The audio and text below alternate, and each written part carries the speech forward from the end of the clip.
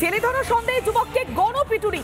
গাইঘাটার বেড়ি গোপালপুর এলাকার ঘটনা। একটি ঘরে আটকে রাখা হয় ওই যুবককে। এর আগেও একাধিকবার ছেলে ধরা সন্দেহে মারধরের অভিযোগ উঠে এসেছিল। ঠিক কি ঘটেছিল ঘটনা আরো বিস্তারিত জানবো। সরাসরি রয়েছেন আমাদের প্রতিনিধি টিটপ। টিটপ, ঠিক কি অভিযোগ উঠে এসেছিল এবং কি পরিস্থিতি তৈরি হয়েছিল?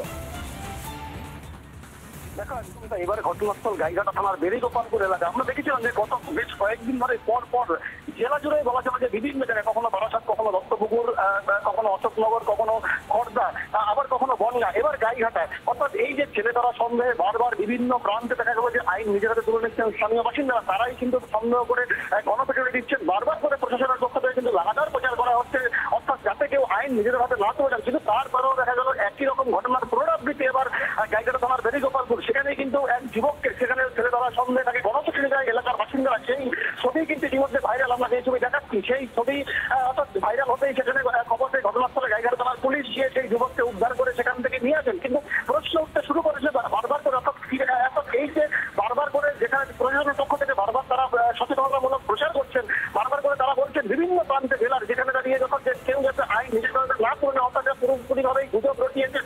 আমরা দেখেছিলাম যে বারাসাতের বিভিন্ন জায়গায় একই রকম ঘটনা ঘটেছে, দত্তপুকুর ঘটেছে, অশোকনগর ঘটেছে, খড়দা ঘটেছে, বনগা ঘটেছে। এবার গাইঘাটাতে স্বাভাবিকভাবে জেলা জুড়ে কার্যত দেখা গেল যে অর্থাৎ ছেলে ধরার সঙ্গে বিভিন্ন প্রান্তে যেভাবে একের পর এক গণপিটুনির ঘটনা ঘটছে, সেখানে দাঁড়িয়ে প্রশাসন কোনোভাবেই নিয়ন্ত্রণ করতে পারছে না। বারবার প্রচার করার পরেও কিন্তু মানুষ কিন্তু সেই অর্থে সচেতন হচ্ছে না। অর্থাৎ যে বলা চলে যে প্রচারেরও যে কিছু একটা ঘাটতি হয়েছে তা কিন্তু বলার অপেক্ষা রাখে না। অর্থাৎ সেইভাবে যে প্রচার মানুষের কাছে, সাধারণ মানুষের কাছে পৌঁছচ্ছে না, বা এলাকার যারা জনপ্রতিনিধি রয়েছেন, স্থানীয় জনপ্রতিনিধি রয়েছেন, তারাও কিন্তু নিজের হাতে সেইভাবে কন্ট্রোল কিন্তু এলাকা রাখতে পারছেন না। তার কারণ যেই ছবি ইতিমধ্যে ভাইরাল, সেই ছবিটাই দেখা যাচ্ছে প্রচুর পরিমাণে মানুষ তারা রাস্তায় বেরিয়ে আসছে। এবং অর্থাৎ এই যে একের পর এক যেখানে দাঁড়িয়ে যে গুজবের ঘটনা ঘটছে, যেখানে এই যে ছেলে ধরা সন্দেহে গুজব রচ্ছে, সেখানে কিন্তু প্রচুর পরিমাণে মানুষ একত্রিত হচ্ছেন এবং বেধড়ক মারধর করা হচ্ছে সব জায়গায়। আমাদের জেলা জুড়ে বিভিন্ন প্রান্তে, বিভিন্ন থানায় এই গণধোলাইয়ের কেসে একাধিক ব্যক্তিদেরকে গ্রেপ্তার করা হয়েছে। সেখানে দাঁড়িয়ে এখনো পর্যন্ত গাইঘাটা থানার পুলিশ, অর্থাৎ এই যে ভিডিও ভাইরাল, সেই ভাইরাল ভিডিওর সূত্র ধরে পুলিশ, অর্থাৎ যারা মূল অভিযুক্ত, যারা এই যে যুবককে মারধর করেছেন, তাদের প্রতি ইতিমধ্যে পুলিশ তল্লাশিতে নেমেছেন।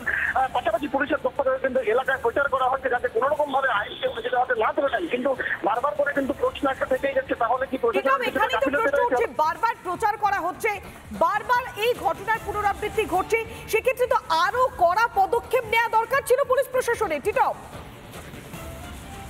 দেখো, একদম তাই। এই প্রশ্নটাই কিন্তু এর মধ্যে বিভিন্ন মহলে উঠতে শুরু করেছে। তাহলে প্রশাসন কোন জায়গাটায় প্রচার করছে, কোথায় তাদের ঘাটতি রয়েছে, যেখানে দাঁড়িয়ে প্রশাসন একাধিকবার বলার পরও, তারা লাগাতার প্রচার করার পরও যেভাবে বিভিন্ন জায়গায় যেভাবে ছেলে ধরা সন্দেহে বা যেভাবে শিশু পাচার সন্দেহে যেভাবে বারবার করে যেখানে গণধোলাইয়ের মতো ঘটনা ঘটছে, জেলার বিভিন্ন প্রান্তে দেখা গেছে। উত্তর চব্বিশ পরগনায় আমরা যে তোমাকে এর আগে যেটা বলছিলাম, অথচ বিভিন্ন থানা এলাকায় একাধিক ব্যক্তিকে আটক করা হয়েছে, গ্রেপ্তার করা হয়েছে। কিন্তু তারপরেও কোনোভাবেই কিন্তু এই যে গুজব কিন্তু কোনোভাবেই থামানো যাচ্ছে না।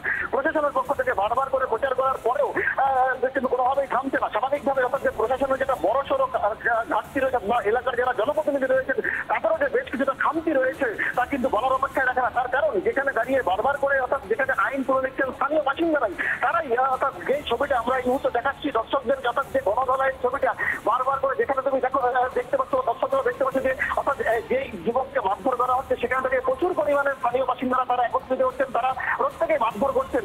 স্বাভাবিকভাবে অর্থাৎ এই যে গুজবটা, এটা কিন্তু আমরা দেখেছি আজ সকালে বনগাঁতেও ঘটেছিল একই রকম ঘটনা। অর্থাৎ যে পরপর জেলার বিভিন্ন প্রান্তে এই চিত্রটা কিন্তু একই রকম চিত্র দেখা যাচ্ছে। কিন্তু অর্থাৎ এই চিত্র কবে সে বন্ধ হবে, কবে সাধারণ মানুষ তারা আরো বেশি সচেতন হবে, এটা কিন্তু একটা বড়সড় প্রশ্ন। কবে প্রশাসন তারা তাদের যে এলাকা নিয়ন্ত্রণ করতে পারবেন, কবে মানুষের কাছে সেইভাবে তারা এই যে বার্তা পৌঁছে দিতে পারবেন, এটা কিন্তু একটা বড়সড় প্রশ্ন। তবে বারবার করে যেখানে দাঁড়িয়ে এই যে একের পর এক বিভিন্ন প্রান্তে যেইভাবে গণধোলাইয়ের মতো ঘটনা ঘটছে, সেখানে দাঁড়িয়ে কিন্তু স্বাভাবিকভাবে সমাজের বিভিন্ন মহল ইতিমধ্যে প্রশ্ন তুলতে শুরু করেছেন যে তাহলে এই প্যানিকটা কোথা থেকে আসলো, কারাই বা এই প্যানিক সৃষ্টি করেছেন। অর্থাৎ একদিকে যেমন পুলিশের পক্ষ থেকে, প্রশাসনের পক্ষ থেকে লাগাতার যে প্রচার করা হচ্ছে বারবার করে, যাতে কেউ আতঙ্কিত না হয়, যাতে কোনোভাবেই এইভাবে ছেলে ধরার যে গুজব, এটা পুরোপুরিভাবে গুজব রটিয়েছে, এই ধরনের কোনো ঘটনা জেলার কোনো প্রান্তে ঘটেনি। কিন্তু সেখানে দাঁড়িয়ে দেখা গেল এখনো পর্যন্ত সাধারণ মানুষ বা বাসিন্দা তারা কিন্তু এখনো পর্যন্ত সেই অর্থে সচেতন হতে পারেননি। তারা কিন্তু বারবার করে যেখানে দেখা গেল যে বিভিন্ন প্রান্তে যেভাবে ছেলে ধরার সন্দেহে বিভিন্ন জায়গায় এইভাবে গণধোলাইয়ের মতো ঘটনা ঘটছে, একাধিক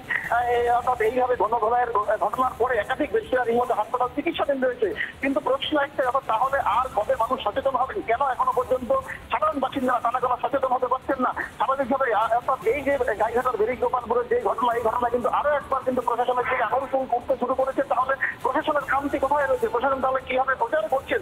তাহলে কি প্রচারের কোনো খামতি রয়েছে? বা এলাকার যারা জনপ্রতিনিধি রয়েছেন তারাই বা তাদের নিজস্ব এলাকা যারা নিয়ন্ত্রণে রাখতে পারছেন না স্বাভাবিকভাবে? অর্থাৎ এই প্রশ্নটা কিন্তু বারবার করে উঠছে, যেখানে দাঁড়িয়ে বারবার প্রশাসন এবং স্থানীয় জনপ্রতিনিধিরা তারা যখন প্রচার করছেন যে যদি সন্দেহভাজন কাউকে দেখা হয় তাহলে যাতে পুলিশের সঙ্গে বা স্থানীয় জনপ্রতিনিধি তাদের সাথে যোগাযোগ করা হয়, অবিলম্বে তাদের কাছে তুলে দেওয়া হয়। কিন্তু এত কিছু এত প্রচার করার পরেও কোনোভাবেই কিন্তু সেই অর্থে এখনো পর্যন্ত দেখা গেল যে কোনোভাবেই কোনো তারা নিয়ন্ত্রণ করতে পারছেন না গোটা এলাকা। অর্থাৎ এই যে গোটা এলাকা জুড়ে যেইভাবে পর পর একের পর এক ঘটনা, যেখানে গণপ্রতিনিধির মতো ঘটনা ঘটেই চলেছে, সেই জায়গায় দাঁড়িয়ে কিন্তু এখন বড়সড় প্রশ্ন পুলিশের ভূমিকা নিয়ে। অর্থাৎ পুলিশ বা প্রশাসন আগামী দিনে কিভাবে এই ঘটনা নিয়ন্ত্রণ করবেন?